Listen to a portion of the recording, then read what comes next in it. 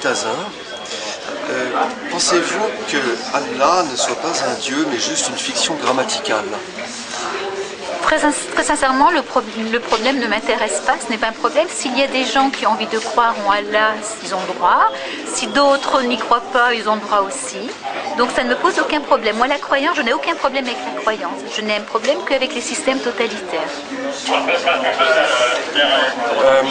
Wafa Sultan a déclaré dans une interview faite le 2 mai 2010 qu'il n'existe pas d'islam radical ou d'islam modéré, mais simplement l'islam. Est-ce que vous souscrivez à cela? Entièrement. L'islam contient tous les germes du terrorisme, contient tous les germes du totalitarisme, de l'exploitation des femmes, de l'agression des homosexuels, des juifs, etc. L'islam tout court.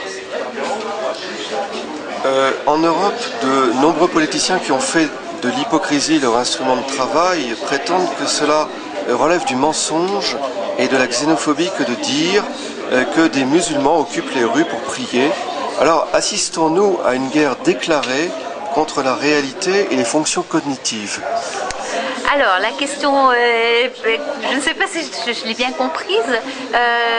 Les musulmans occupent les rues non pas pour prier, je pense qu'ils l'occupent effectivement pour montrer leur présence, pour occuper et pour imposer l'islam, le fonctionnement à l'islam, et peser en même temps sur les politiques pour obliger les politiques à créer des mosquées en contravention avec la loi de 1905 pour bien marquer leur territoire et leur appartenance. On sait très bien que par exemple dans la rue Mira, des tas de gens viennent tous les vendredis des banlieues lointaines, on voit avec les numéros d'immatriculation, on les voit qui sortent des bouches de métro, ils viennent prier dans la rue, exprès. Alors que la mosquée de la rue Mira est vide. Alors, il paraît qu'elle est occupée, qu'elle est tenue par un imam salafiste, mais ça ne gêne personne. Et que dit le maire de Paris? Au lieu de dire il y a un problème, il faut qu'on arrête et qu'on gère qui fait quoi, il faut créer une autre mosquée, il faut construire jusqu'à plus soif. Et puis il y aura un autre imam salafiste et on ira encore prier dans la rue sous prétexte de prière. Quand vous voyez des gens qui, un dimanche, occupent un stade en priant, quelle en est l'utilité? On sait très bien, et les autorités algériennes viennent de nous le rappeler, que prier dans la rue n'est pas une nécessité, que chacun peut prier chez soi et qu'on ne doit pas le faire. Est-ce que vous croyez en l'inégalité des cultures? Bien sûr, bien sûr. Je considère que la culture occidentale qui prône et essaie de mettre en pratique, je ne dis pas qu'on est complètement arrivé, l'égalité homme-femme est supérieure à une culture qui dit que la femme est inférieure, doit être voilée, doit être cachée, est impure. Simplement, ça, c'est une supériorité. On s'est battu pendant des centaines d'années pour arriver à ça. C'est une supériorité, c'est une régression que d'aller dans l'autre sens. Est-ce que l'islam a quelque chose à voir avec la culture européenne? Rien. L'islam n'a absolument rien à voir avec la culture européenne. Elle est aux antipodes de nos valeurs parce que c'est la soumission, c'est l'antidémocratie, alors que nous, on est les héritiers des Grecs, les héritiers de la démocratie, héritiers de l'Empire romain, de la République romaine qui était très laïque, malgré ses nombreux dieux, qui séparait vraiment le politique du religieux. On est les héritiers de tous ces gens-là.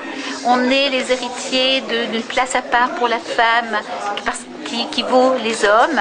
On est les héritiers surtout de quelque chose de fondamental que l'islam interdit, qui est la liberté d'expression. C'est-à-dire que l'islam interdit la critique même de l'islam, mais le blasphème, quand on blasphème, on est condamné à mort. Apostasie est interdite en islam, alors que nous, on est les héritiers liberté de croire, de ne pas croire, de changer de religion, de ne pas en avoir. Extraordinaire. Que peut avoir l'islam avec tout ça? Rien. Et justement, qu'en est-il de l'art, de la représentation artistique, par exemple, du nu ou de Dieu? Oui. Eh bien, là aussi, nous, on est encore les héritiers des Grecs avec ces superbes sculptures qui sont un hymne à la beauté. Pour les Grecs, c'est kalos, kagatos, beau et bon. La beauté du corps rend compte de la beauté de l'âme et on a besoin de la voir et on l'exalte et on fait du sport, etc. Or, l'islam cache le corps, on a honte, c'est une espèce de guenille. Guenille peut-être, mais que cette guenille m'est chère, on n'a qu'une vie. si des gens croient qu'il y en a après la mort, c'est bien, c'est pas une raison pour gâcher celle qu'on vit sur Terre. À votre avis, qu'est-ce qui a pu favoriser l'imaginaire des gens qui ont créé cette religion dans le désert, Mahomet? Est-ce que ce sont des conditions météo particulières sur place, un soleil de plomb qui écrase tout, un manque d'eau, de lacs, de forêts? Qu'est-ce qui a pu faire ça? Je crois qu'on est justement à une époque barbare, à une époque où c'est le rapport de force qui l'emporte. Et d'ailleurs, on voit très bien, il y a 2 épisodes dans la vie de Mahomet. Avant Médine, l'épisode Mekwa qui est relativement doux, entre guillemets, pacifique. Et à partir de Médine, c'est les massacres, c'est les conquêtes, c'est l'extermination et on impose sa loi. Et donc l'islam, à partir de là, est devenu un système de conquête pour imposer une loi au monde entier. Alors là, j'ai une question un petit peu délicate. Estimez-vous que les Européens attachés à leur patrie et à leur culture devraient considérer l'islam comme une force militaire destinée à une invasion planifiée de l'Europe? Totalement, c'est exactement ça. D'ailleurs, c'est dit clairement dans le Coran. Les musulmans font partie de l'Oumma, la communauté musulmane, donc ils n'appartiennent pas à un pays, mais à une communauté, et qui a vocation à propager et à imposer l'islam sur la terre entière, mais en gardant quand même des gens qui ne sont pas musulmans, parce qu'il faut bien des dhimmis, c'est-à-dire des esclaves, qui travaillent, qui paient, et sur qui on puisse se défouler. Alors, question un petit peu plus délicate encore. Pensez-vous que la population musulmane en Europe pourrait constituer un vaste réservoir de soldats mobilisables localement pour la subversion ou le renversement politique et militaire des démocraties? Et réciproquement? C'est-à-dire qu'on a un certain nombre de gens nés musulmans, je ne dis pas musulmans, nés musulmans, qui vivaient tranquillement et qui étaient heureux de vivre en France avec nos valeurs, notre mode de vie, qui se retrouvent pris sous le poids et la pression on va dire, des gens qui veulent appliquer le Coran, qui veulent appliquer la charia et qui sont pris entre deux feux. Ils pourraient peut-être aussi se révolter et aider à un retournement de situation. Soyons optimistes. La laïcité a-t-elle plus ou moins de puissance que Jésus-Christ dans le combat des Européens contre le prophète Mohammed? Oui.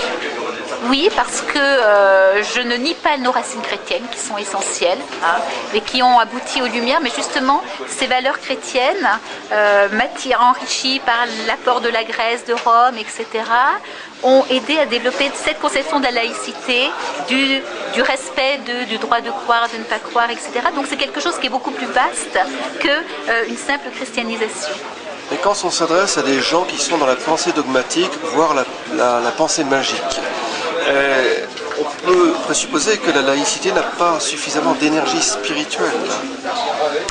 L'énergie spirituelle, elle est dans nos philosophes, elle est dans notre culture, elle est dans l'art, elle est dans tout ce qu'on a créé qui est extraordinaire. Je crois que lire Voltaire ou lire Diderot, c'est peut-être, pour moi, plus motivant que de lire les évangiles. Je ne parle pas du Coran qui est débilitant, bien entendu. Mais quand on s'adresse à des gens qui n'ont connu que la pensée dogmatique religieuse, peuvent-ils comprendre ce que nous apprécions nous, à savoir la rationalité?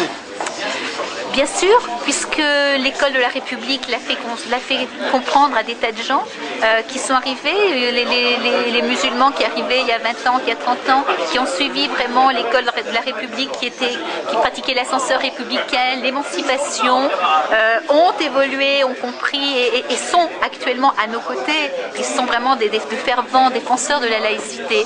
Là où ça commence à se gâter, c'est quand les nouveaux arrivants sont très nombreux et donc ils forment un ghetto, qui forment une communauté, donc on est dans le communautarisme, et qu'en même temps, les programmes scolaires sont devenus moins exigeants, sont beaucoup plus ouverts au laisser-faire, à la culture de l'autre et au déni de ce qu'était la France, avec une remise en question de notre histoire qui est gravissime.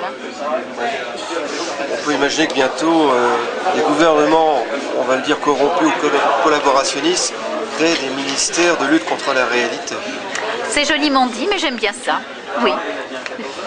Alors, 3 dernières questions. Pensez-vous que l'islamisation de la France et de l'Europe est orchestrée et aussi financée par des puissances étrangères, et si oui, lesquelles? Alors, orchestré par des puissances étrangères, oui, je crois que effectivement Battior l'a très bien montré dans ses livres, à savoir que vous avez des accords plus ou moins secrets entre les pays de l'OPEP et Bruxelles, par exemple, qui ont signé pour avoir une espèce, ne pas avoir de problème de pétrole et éviter les chocs pétroliers, des accords pour faciliter l'immigration, l'arabisation, la mise en valeur de la civilisation arabo-musulmane aux dépens de la nôtre, etc. Et vous avez aussi un rôle très important des États-Unis qui veulent absolument, pour asseoir leur puissance, que chez nous ce soit le domaine du communautarisme. Est-ce qu'ils souhaiteraient faire ce qu'ils ont fait en 1979 quand ils ont contribué à évincer le Shah d'Iran? Je pense que ça ne les gênerait pas, puisque tout ce qui compte, c'est que leur pouvoir ne soit remis en cause, parce que si nous, on arrive à être islamisés, on n'aura plus les moyens de lutter. On a déjà du mal actuellement contre l'OMC, contre la globalisation, l'entrée de la Turquie, c'est encore une façon de...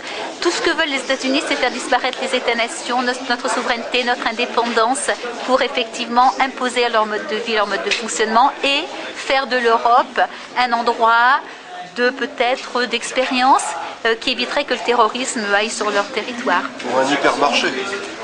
Un gigantesque hypermarché, bien sûr. Ouais.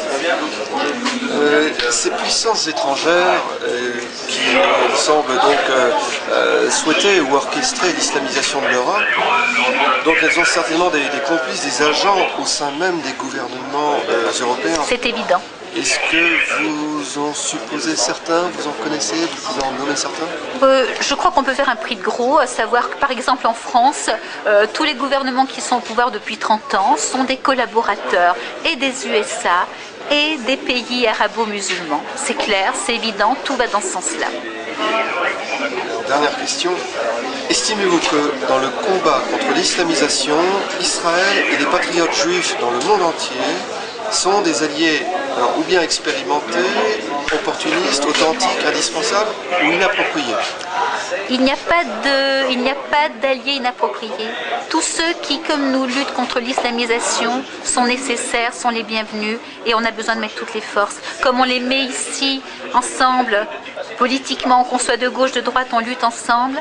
Partout dans le monde, tous les pays qui luttent contre l'islamisation, et Israël est bien placé pour savoir, puisque Gaza est gouverné par le Hamas, qui a, on va dire, qui applique la charia. Il ne fait pas bon du tout être femme ni homosexuel à Gaza, et on peut comprendre effectivement qu'Israël soit à nos côtés. Parce qu'ils sont assez expérimentés finalement dans ce genre de domaine. Très, ils connaissent l'islam sur le bout des doigts, ils connaissent vraiment les dérives. Je vous remercie. Je vous en prie, au revoir.